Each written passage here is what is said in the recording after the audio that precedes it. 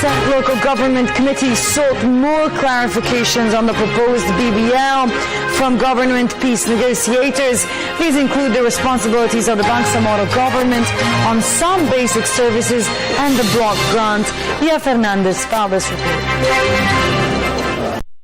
Congress adjourns on Thursday. The Senate Committee on Local Government conducted another hearing on Senate Bill number 2408, more known as the proposed Bangsamoro Basic Law. It scrutinized Bangsamoro's fiscal autonomy, particularly the block grant and the Intergovernmental Fiscal Policy Board. Committee Chairperson Senator Bongbong Marcos wanted to clarify the block grant implementation, which will finance development projects in the Bangsamoro, as well as the functions and the leaders behind the establishment of Intergovernmental Fiscal Policy Board.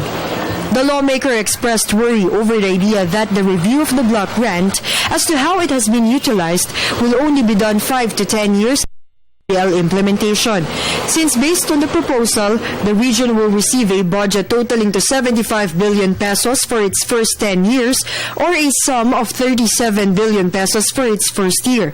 For check and balance purposes, Marcos said they need to review the block grant at least twice a year, similar on how they go through with the national budget. But according to GPHP's panel chairperson Professor Miriam Coroner Ferrer, the Congress has the prerogative to review it anytime they want. She clarified too that some funds to be allocated to Bangsamoro in a year are not annually. Ferrer also made clear of the rationale of the Intergovernmental Fiscal Policy.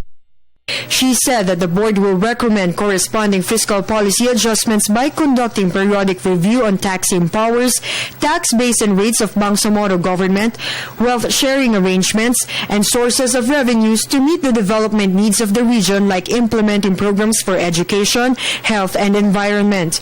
Marcos then asked, who will be responsible on the implementation of these? Will it be the national or the Bangsamoro government?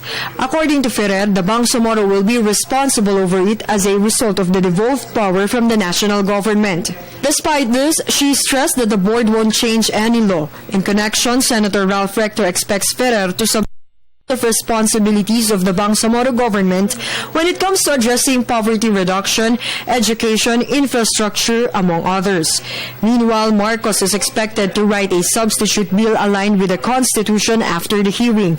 He committed to submit it on July 27, the first day of the resumption of Congress and the last SONA of President Aquino. Senate President Franklin Drilon supports it, noting that it is Marcos' right to tediously review the bill.